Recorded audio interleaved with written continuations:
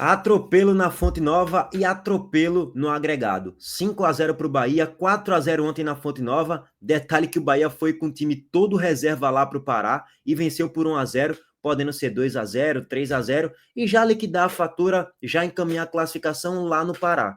E a gente até falou aqui, velho, o Bahia pode colocar o time todo reserva de novo na Fonte Nova que vai ganhar e vai criar saldo. Não é só que vai ganhar por 1-0 no gol bambo, não. Vai ganhar e vai convencer, vai vencer e convencer, podendo até golear. E foi o que aconteceu. 4-0 ontem na Fonte Nova, fora o vario de bola, fora o atropelo, fora as chances claras perdidas também. Então, assim, o 5-0 no final das contas, tá correto. Poderia ser mais? Poderia, mas tá correto. Refletindo a disparidade das duas equipes. A disparidade técnica, a disparidade de momento. O Paysandu é o vice-lanterna da Série B, gente.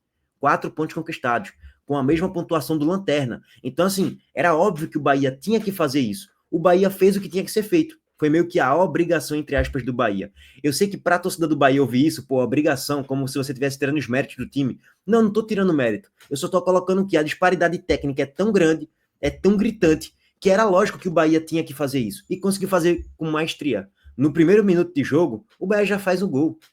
Com 1 minuto, quase 2 minutos ali de jogo, o Bahia já faz um gol com o Michel Araújo, com a belíssima jogada com caneta de William José, passe para Kaique, tabelinha com Jean Lucas, cruzamento na grande área, a furada de William José, que acaba se tornando quase que um corta-luz, e a finalização de Michel Araújo. Com 1 minuto, quase 2 ali, já estava 1-0 para o Bahia.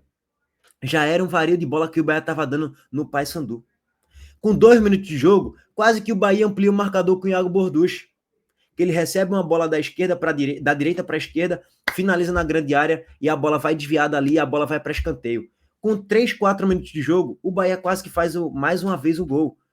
Cobrança de escanteio, tapinha de letra para trás, o William José finaliza e a bola vai desviada para fora. O Bahia já poderia ter feito um 2-0, um 3-0 com 4 minutos de jogo. Então o Bahia fez muito bem o seu papel de casa, venceu, convenceu e com um time repleto de jogadores bancários, né? Os bancários ontem entraram em ação. Se a gente parar para analisar do time do Bahia ontem, na titularidade, Marcos Felipe é o titular da equipe, porque Ronaldo tá lesionado e tal, ele é o titular, beleza, foi titular ontem também. Na zaga, Santiago Ramos Mingo é o titular da equipe, ontem foi titular de novo. As laterais, jogadores da base, basicamente, e o Felipe é da base, Gabriel Xavier é zagueiro, mas vem sendo reserva no recorte recente aí. Iago Borducci é o reserva de Juba, então é um time mais alternativo. Azevedo e Nestor, dupla de volante, reservas também. Kaique na ponta direita, reserva também, e sempre que ele entra muito bem, ou na titularidade para pegar um jogo desse, contra um Paysandu, contra um CSA, ou num jogo fora de casa contra o Palmeiras, ele entra bem no segundo tempo. Michel Araújo, também reserva, vem entrando bem nos últimos jogos, fez o gol contra o Vitória, o gol do Bavi, que deu os 3 pontos para o Bahia, no 2-1. William José, aí já é um titular mesclado um pouquinho, alterna, né, com o Lúcio Rodrigues. Então, assim, no final das contas, era 60% do time do Bahia, 70% de jogadores reservas. Só o William José que alterna, Jean Lucas, Santiago Ramos Mingo e Marcos Felipe, que tem uma consciência maior na titularidade. De resto, era um Bahia todo alternativo, todo reserva para enfrentar o Paysandu ontem na Fonte Nova, e o Bahia não deu nem muita esperança para torcer.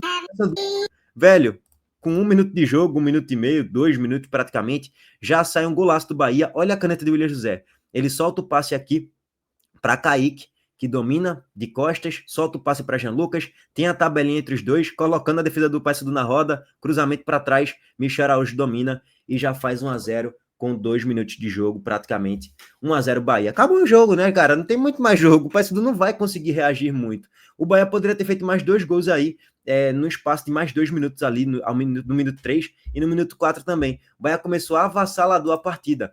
O Bahia deu até uma desenfreada, assim. O Bahia, de certo modo, depois desses 4, 5 minutos avassaladores, o Bahia, assim, tirou um pouquinho o pé do acelerador, o Paysandu foi chegando ali de vez em quando, muito pelos erros individuais do Bahia, não porque o Paysandu colocou o Bahia na roda. Marcos Felipe ontem com a bola nos pés, horroroso, errando tudo, e gerando situações claras de gols para o Paysandu. Só que o time do Paysandu é muito ruim, e aí não convertia as chances claras que o Bahia cedia e entregava ao próprio Paysandu. O Paysandu teve até uma chance clara também no cruzamento na grande área, a bola foi alçada quase que do meio campo. O Paysandu não conseguia chegar muito com a bola rolando, né, na triangulação, na troca de passes, então ia apelar para cruzamentos na grande área. Em uma cobrança quase que do meio campo, o cara lança a bola na grande área e o Benítez recebe um passe dentro da grande área com muita liberdade, domina de costas e finaliza. Aí Marcos Felipe, que estava muito mal no jogo, entregando a rapadura, faz uma defesa de ponta de dedos, garantindo 1-0 no placar e não deixando o Paysandu voltar para a partida. Mas logo depois o jogo vai se desenrolando, o Bahia vai continuando com controle da posse, controle territorial, vai criando chances e, ao natural, vai conseguindo fazer os gols, faz o 2-0 e faz o 3-0 também. Mais uma vez, Jean Lucas participa aqui. Esse aqui é o replay do primeiro gol, na verdade, né? A tabelinha de Jean Lucas com o Kaique. O segundo gol também tem participação de Kaique. Mais uma vez, jogada com estrela de pé em pé, Azevedo recebe o passe de Mingo, dá em Nestor dá em Jean Lucas, que dá em Kaique, e Kaique dá em William José, 2-0 Bahia, jogada em triangulação, com envolvimento, com troca de passes, tudo que o Bahia tem que fazer contra o time que é o vice-lanterna da Série B, o Bahia acabou fazendo com maestria. Óbvio, não dá para falar, o Bahia na Série A, com esse time todo reserva, seria nono, décimo, não seria, gente, vocês sabem, é um outro contexto. O Bahia sem Everton Ribeiro contra time de Série A, óbvio que vai cair muito de rendimento, sem Caio Alexandre vai cair de rendimento, é óbvio que sem Juba vai cair de rendimento, é natural, normal. Só que contra times de Série B e times em crise de Série B, o Bahia vai ter facilidade para conseguir colocar o time na roda. Se fosse pegar um time, sei lá, o líder da Série B ou o vice-líder da Série B, o Bahia teria mais dificuldade naturalmente, mas ainda assim, muito provavelmente avançaria sem muitos sustos, tá? Em tese, pelo menos é isso.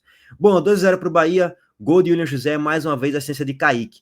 E Jean Lucas participando do terceiro gol, mais uma vez finaliza ali dentro da grande área e no rebote, tapinha totalzinho de William José para fazer o 3-0. Detalhe que o Jean Lucas é um cara que participa muito do meio para a esquerda, né? É um cara que se associa muito ali com o Eric Puga e com o Luciano Juba, quando o Bahia vai com os titulares. Ontem o Bahia foi com as reservas e sem nenhum meia de criação.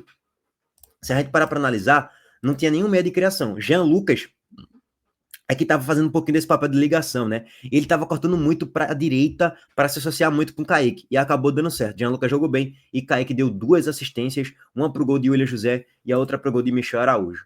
Bom, complementando, o 4-0 vem no segundo tempo, num jogo já decidido, né? Não tem muito mistério. Mais uma vez, Jean Lucas participando da origem, solta o passe para William José. William José corta para dentro.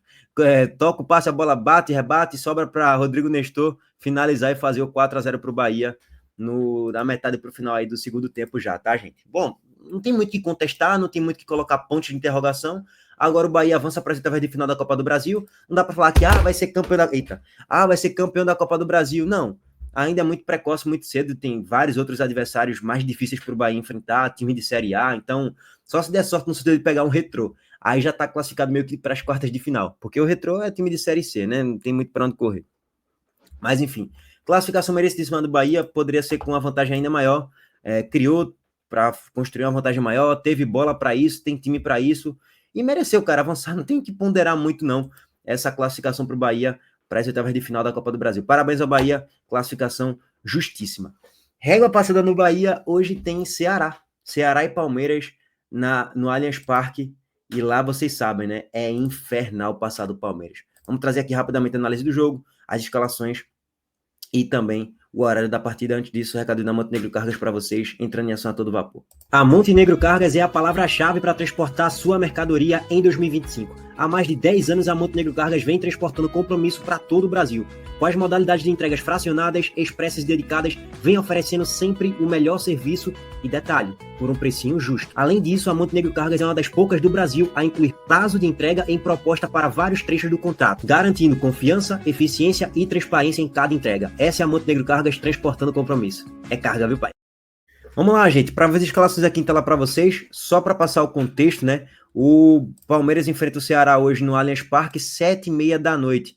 Onde é que você pode assistir esse jogo? Premiere. Não, no Prime Video, tá? O jogo não vai ser transmitido pelo Premiere, é um jogo exclusivo aí do Prime Video. Acho que vai ter narração de Rômulo Mendonça mais uma vez, como foi no jogo da ida, né? Teve narração de Rômulo Mendonça, o Palmeiras acabou vencendo de 1-0, gol de Gustavo Gomes de cabeça numa cobrança de falta.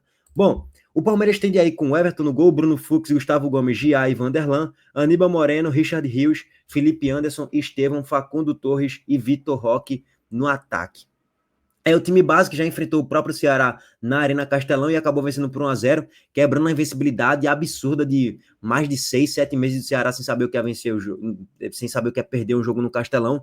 Se a gente parar para analisar, eram 25 jogos de invencibilidade que o Ceará tinha no Castelão e o Palmeiras foi lá e quebrou essa invencibilidade naquele futebol bem pragmático, marca bem, joga em transição, cria chances claras e converte, sendo eficiente. E foi isso o Palmeiras no jogo no Castelão. Poderia ser mais eficiente, se fosse, o Palmeiras faria até um 2-0 ou talvez até um 3-0, porque criou chances para fazer isso no Castelão. E o gol saiu da forma mais pragmática possível, na cobrança de falta e no desvio de cabeça de Gustavo Gomes. É um time chato, cara, é um time dificílimo de ser enfrentado. E quando o Palmeiras abre o placar, vai se fechar todinho, vai neutralizar quase que todas as ações dos adversários e vai permitir poucos espaços para o Ceará ou para qualquer outro time do Brasil fazer gols. É uma defesa muito sólida, quase que impenetrável, tá? Então, assim, quase que intransponível. Então, assim, é muito difícil pegar o Palmeiras, o Ceará tá atrás no placar, 1-0 pro Palmeiras no agregado. Beleza, tem jogo ainda, tem, a missão é muito difícil, quase que impossível, porque o jogo da volta vai ser no Allianz Parque, apoio do torcedor, deve estar lotado o Allianz Parque hoje, com certeza absoluta. O Palmeiras tem mais time, tá num momento absurdo na temporada. A última derrota pro Palmeiras, do Palmeiras foi contra o Bahia, na Série A.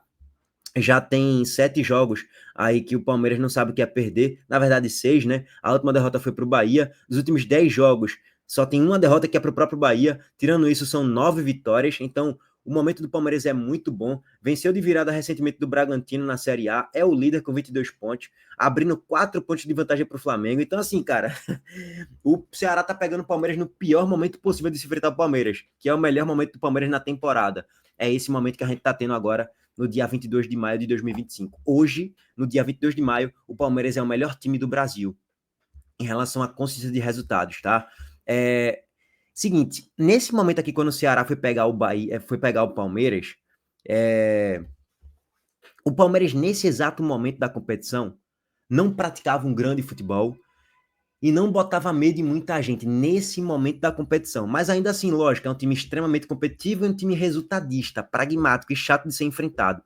Mas a partir dessa vitória contra o Ceará, o Palmeiras vem construindo uma sequência muito boa de resultados e de futebol apresentado também. Óbvio que não é um futebol encantador, mas é um futebol extremamente eficiente e competitivo, cara, que é difícil de parar. Então, o Ceará hoje vai ter uma missão dificílima. Se fosse para colocar em termos de percentuais, eu diria que o Ceará tem 10% de chance de se classificar hoje.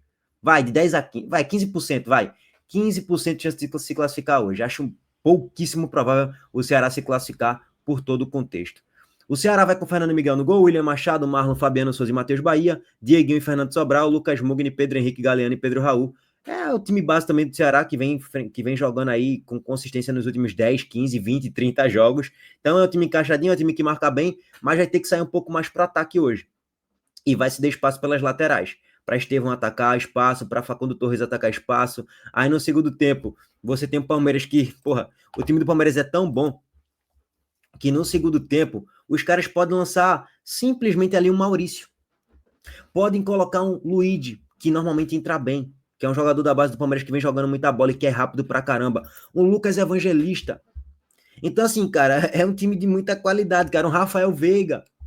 É difícil, cara. Não é mole, não. Pegar o Palmeiras, que tem muito repertório de elenco. Então, o Ceará vai para uma missão quase que impossível no Allianz Parque. Eu acho que o Palmeiras vence o jogo de hoje de novo. E acho que se classifica ao natural também. Não acho que vai ser um jogo fácil, mas principalmente se o Palmeiras fizer um gol rápido, eu acho que o jogo tende a ficar muito fácil para o Palmeiras se classificar. Mas é o tal negócio, 1-0 só, tem jogo, o Ceará pode achar um golzinho, pode se fechar, jogo ir para os pênaltis e o Ceará conseguir a classificação. Em tese, o Palmeiras tende a se classificar hoje, tá, gente? Mas, enfim, aguardar. Abraço para todos vocês, deixa o like aqui no vídeo, se inscreva no canal e ativem o sininho de notificações. Valeu, gente!